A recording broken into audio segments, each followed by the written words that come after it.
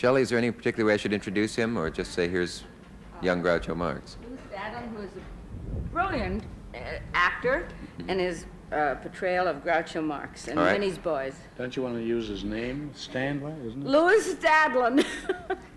And here he is.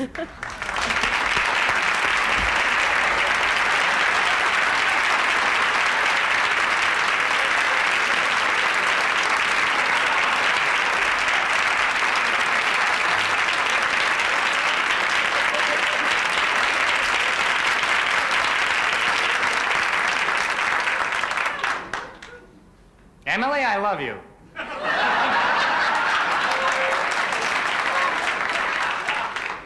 Because you're the master.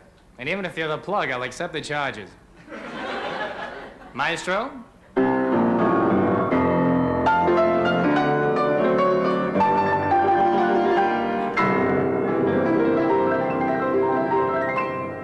Well, you may not play like Beethoven, but you got his ear. Emily, the song I'm going to sing to you now is one of great sentimental value to the both of us. It was that first weekend together in Kansas City, when you turned down your bed and I didn't. It's called It's Only a Shanty in Old Shanty Town, and it was originally sung by Gladys George when she was still a little boy. It's only a shanty in Old Shanty Town, with a roof that's so slanty, it touches the ground. Just a tumble-down shack by an old railroad track, like a millionaire's mansion, it's calling me back. Now, where is Shantytown, anyway? Oh, what care I, as long as I can rest my little Fanny in my little shanty. Why should I bring her along? She only sits around the house all day. Oh, Emily, do you remember when we first kissed? You were wearing a red carnation. I knew right then and there that you're a woman of many facets, and both of them are larger than life. Just a shanty in old Shantytown. It's only a shanty in Old Shantytown, with a roof that's so slanty it touches the ground. Just a tumble-down shack by an old railroad track. Like a millionaire's mansion, it's calling me back. And I'm glad you called me back, Emily. I'm only sorry my checks came back before I did. But listen here, my good lady. Just because I have a sunny disposition doesn't mean you can dispose of me anytime you want. I may handle your business end, but I can still withdraw.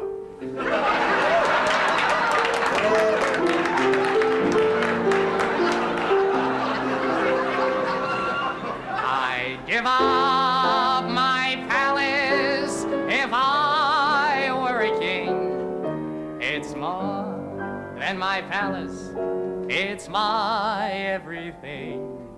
There's a queen waiting there with a silvery crown. Just a shanty in old Shantytown.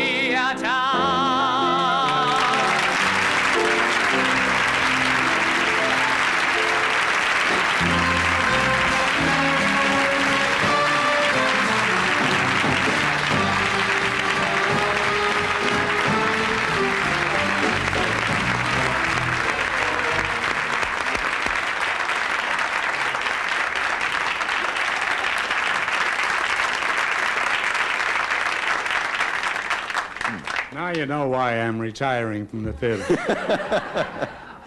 You'll have to admit that's remarkable. It's an extraordinary I mean, impersonation. a lot of people imitate you, but that really has you. This is true. It's unfortunate, but there's nothing to do. Incidentally, Lou's accompanist was a famous concert pianist. Well, he certainly Yes, got that's- over it.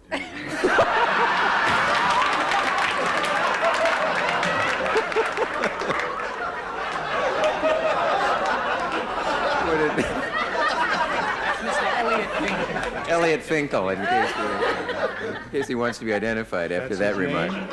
Elliot Finkel. Elliot yes. Finkel? Well, that's the way you sounded. Okay.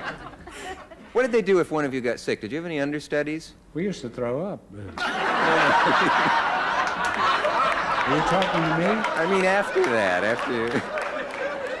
Did you have understudies then I thought after? well, you were talking to me then? I or meant you, Shelley? yes. I mean, when the brothers were. Well, what did you do when you got sick? Well, I didn't have that problem, but I mean, You didn't get throw up? You never threw up?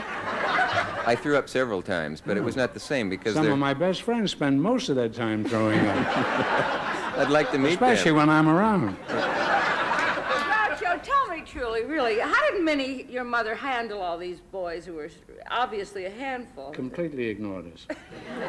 She put us out in the street and let us play, that's all. And when we got hungry, we went in the house. But when you all went on the road, She was busy. what was she My doing? mother, well, she had to clean the house and cook a pot of bean soup and a smoked tongue or whatever we were having, depending on how much money my father brought home. And he rarely brought home any money, because he was the world's worst tailor. He never would use a tape measure. He was too proud. That's not a joke, that's true. You'd estimate? If he had a customer in there, would you mind standing? Can you stand? He's up? Come out here. he plays harpo, that's dead. I'd stand there.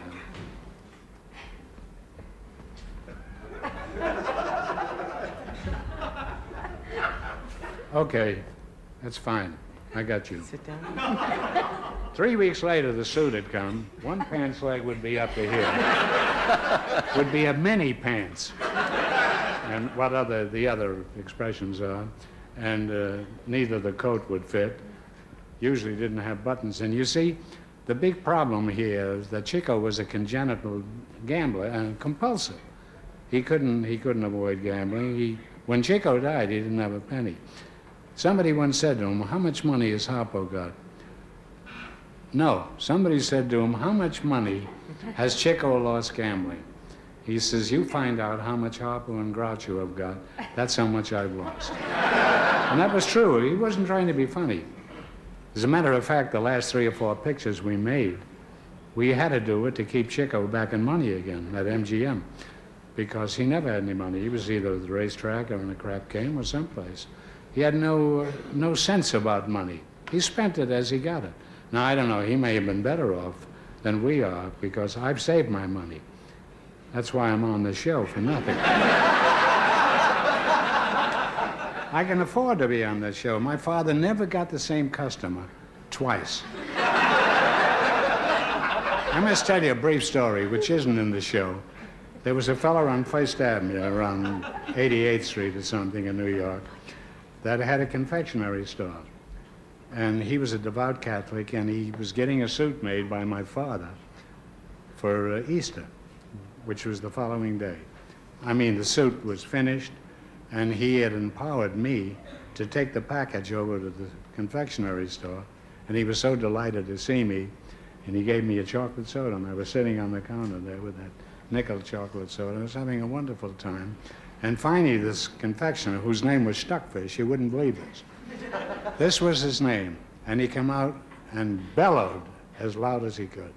He says, "Where's the pants? There's no pants here." And what happened was that Chico had opened this package the night before and taken the pants out and hocked them on 88th Street. Well, there's no more to the story, but he had them. And there was no more to the pants, because about 2 weeks later, Stuckfish, he went around to all the hock shops in Yorkville, and he finally found them in a window. This big, broad pants sticking out like this. And he gave Chico a pretty good beating with a whisk broom. That was his idea of punishing. He always used a whisk broom, and he would never really hit you with it. He would put it up close, like here. He'd put it up close to your face, but he'd never touch it. And you finally got in such a stage, such a nervous condition, you'd say, "For God's sakes, hit me with the thing." Right? But he couldn't. He was too soft on it. Anyhow.